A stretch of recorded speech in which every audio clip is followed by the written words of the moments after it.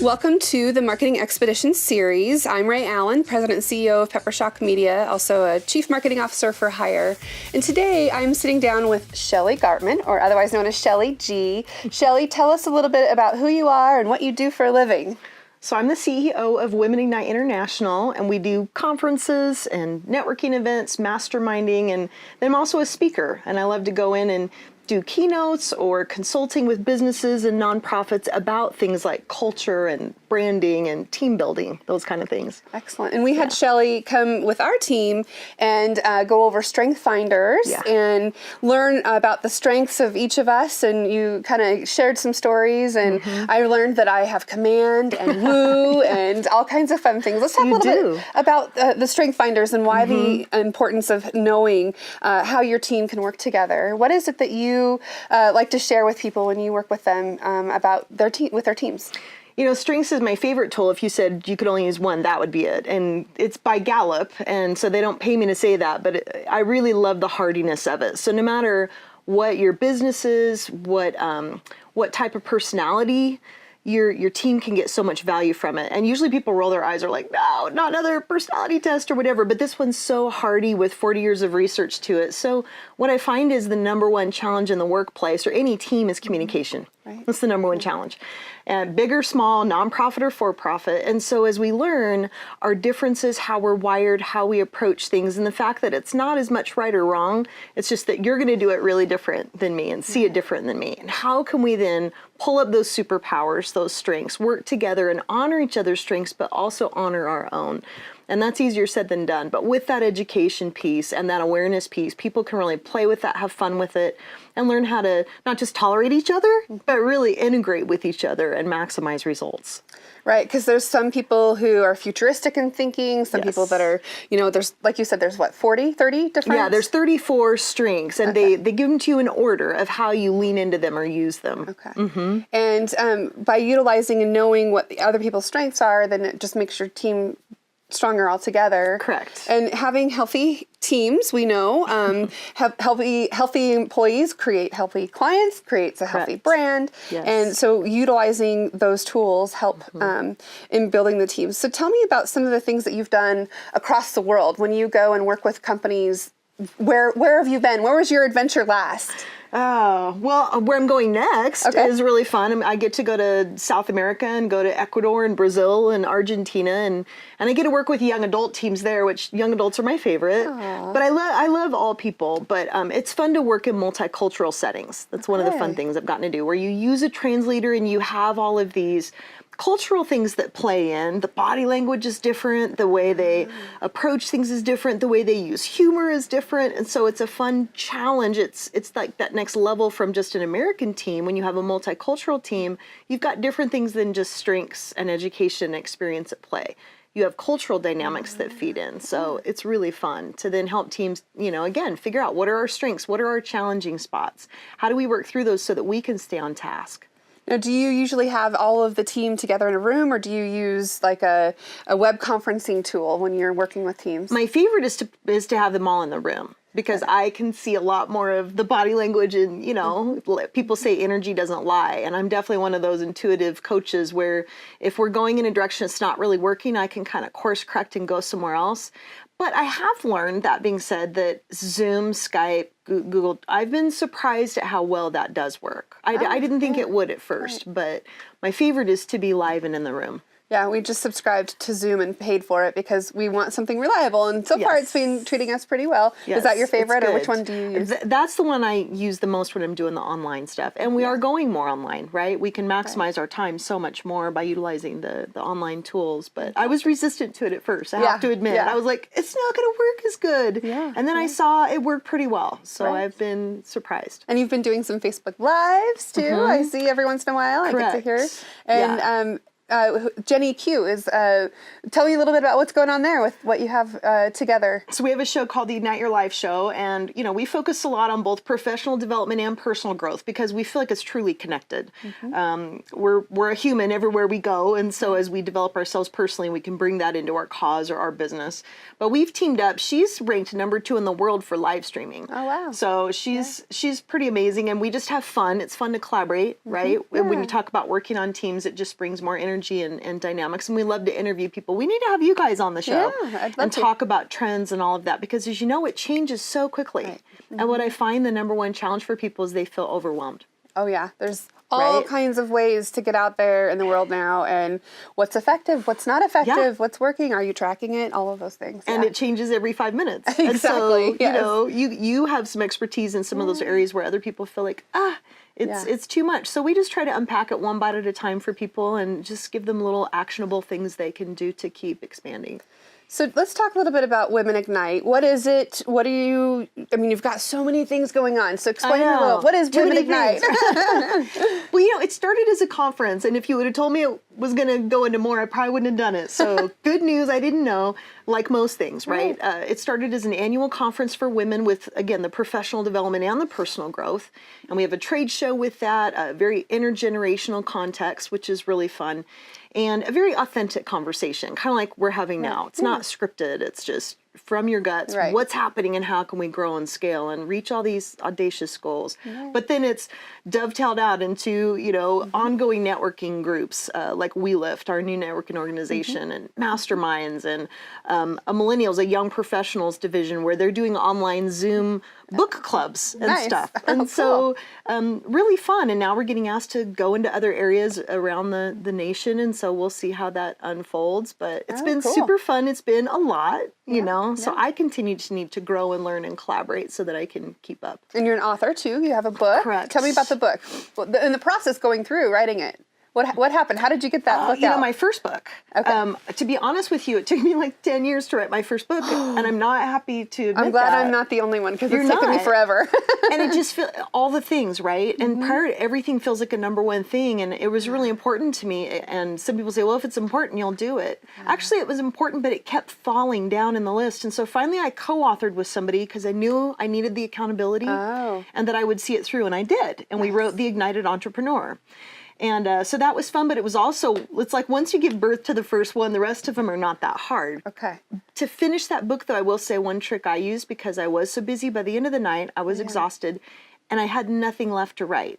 So I decided I would record it. Oh, because I speak. Right. Right? I speak. I assume this is the phone. This is the phone. You're talking to the phone. This is the phone. This is my iPhone, yes. You saw the hand signal. I did. The universal sign language for Yes. iPhone. And there's all these great apps, and some of them even dictate while you speak, or you can have it dictated later, and you can always edit later. That's the biggest thing, is edit later, fix it later. Don't overprocess, don't overfilter, really just idea. do it. And if I speak it, it's actually a lot more true to my voice than if I write it where I'm pre-editing as I write. Right, yeah. And so that's the way I do my books now. Is record it. Yes. Fantastic. Yes. So it's a great trick. Have somebody else edit it and put it together. And then when you're driving around and you've got great brain juice still happening in the day, but you might have hours of driving, you can I can speak a chapter in 15 minutes and knock it out. Nice. So my last book, I locked myself in a room for a weekend and recorded the chapters, and then I wrote my book in a weekend. Wow. And that works better for me than like writing every day or something and like it was that. just the entire time from start to finish, that's what you focused on, and were able to get it out. That's what I did. I came out of my room to eat, just kind of walk around a little bit, and then I just hunkered back down. Because for me to kind of hyper-focus works better on projects like that than to do it daily, because with kids and all the things, it's just hard for me to stay focused. So everybody's different. I find, you have to find what works for you with your strengths and your family and your habits, and it may not look the way it does for somebody else, and that's okay. Yeah, fantastic. Well, maybe I'll take some of that advice and get my book done finally. I'm hoping by this time next year I'll have something. I'm trying to do a chapter a month, basically, is what I've been trying to do. So so far we're on the path. I have the outline, good, which is good, but and it'll be about marketing. So I get to put that down on paper, and hopefully people will get to read it and like it and love it. But that's the other thing too, marketing the book, getting it out there. I mean, and you're a speaker, you're a presenter, you're an author. I mean, do you find that because you've been in those roles, it's easier to sell your books? Yeah, in the best way to sell your books is live events. Yeah. Just because, as you know, it's like online's very noisy. And I have to admit, I'm not the greatest at selling my book online. I just feel like I've always got so many things I'm putting out online that I don't focus on my book. So I see other people launch full-blown marketing campaigns for their book. And I always think that would be lovely if I would do that. Or maybe my team can help me do that on my next book. But yeah, it's great to have that merchandise for your event. And sometimes just to be able to negotiate, maybe they can't pay you as big of a speaker fee, but they'll buy your book for their people because they invest in curriculum for their people as ongoing development. And so sometimes it just gives you that ability to adapt to what somebody can work with. So Women Ignite is usually in October, correct? And is it always the second weekend or no? Ish. So this year it's, the 26th, 27th. So it's always about the second half of October. Sometime in October, Yeah. okay. And what's the website? Women Ignite? International.com. WomenIgniteInternational.com. Okay, well, we'll get that out there so that people can check it out and come see it. What do they expect if they've never been to a Women Ignite conference? What do I expect? So funny. I was talking with I had lunch with ICCU yesterday. We were talking, they were one of our sponsors, and they were saying it's so hard to articulate it unless you've been to the room. And so we just have a lot of speakers, usually around 16 speakers, mostly women, but a couple of men. We love men, and we want to invite them into this equality conversation and this growth collaborative conversation because it's all of us together. Right. And so you'll find just a variety of mostly women, but a couple men in different spaces, from technology to entrepreneurs to corporate America, and just looking at how do we bust through our blocks, our limiting beliefs, our whatever we're lacking to go to that next place. How do we do that and do that together with a big emphasis on fun and laughter and things that I think sometimes in work we get away too much from. In the grind. Like a lot of people this year, I notice it's trending with the grind. Oh, we're going to grind. And for me, I'm like, I work really hard, but I also want it to be fun and to feel like it's coming somewhat naturally too. Right. Good. So that's kind of our focus. Nice. Yeah. So, and this year you have a theme. We do. What is your theme? Our theme is It's Our Time. So I really feel like it's a great time. I know there's a lot of negative press out there if you focus on that, but I think the economy's great.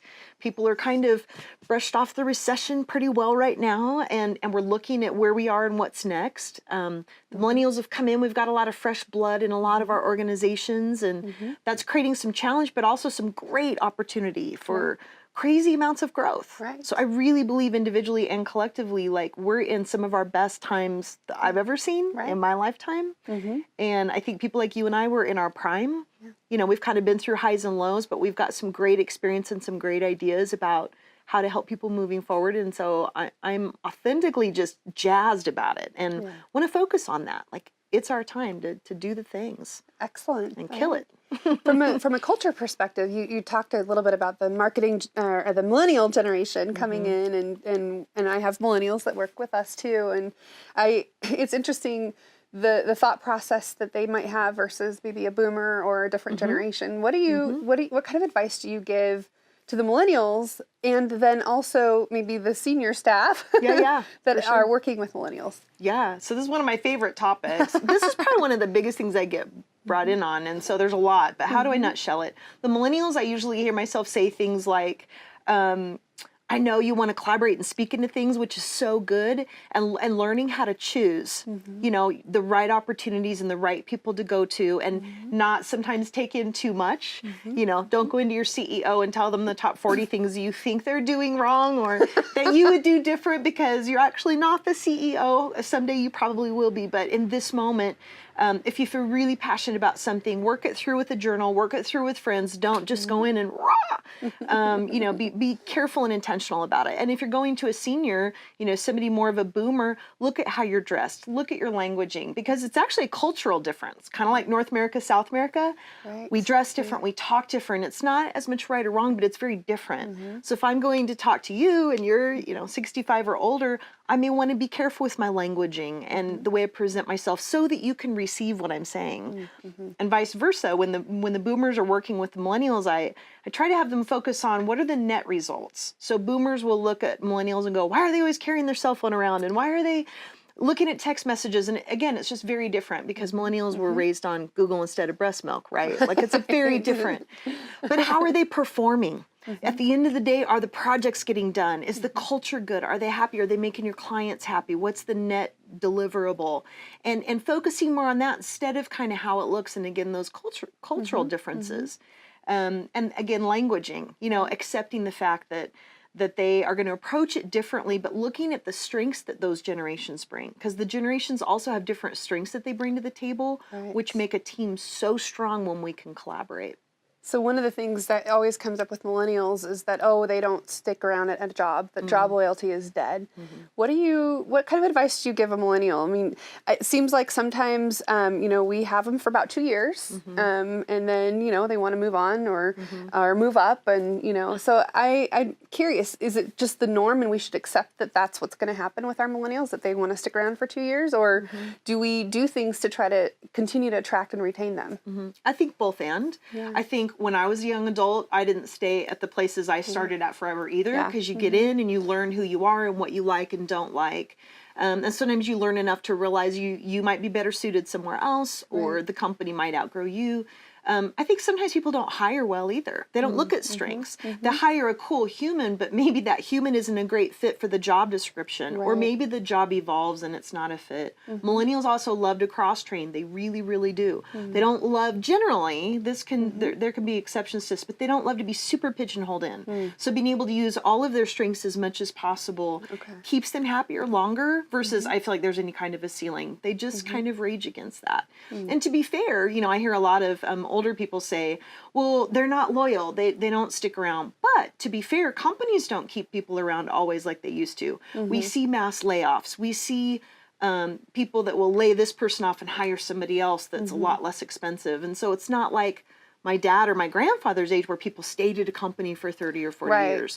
So there is a trust difference now. People don't trust as much. They do move on more. I think that's a little bit cultural. But I think we can, have less attrition with good cultures, with creating some collaborative opportunities. Not always, but some. Getting the feedback, listening to it, taking what we can. And just having that open communication and letting them cross-train, you'll keep them longer. And hiring right at the beginning. Right. Because everybody's on that honeymoon at the first. It's like, I like you, you like me, but is it a fit? Right. That will solve a lot of long-term problems. Good. Yeah. Good.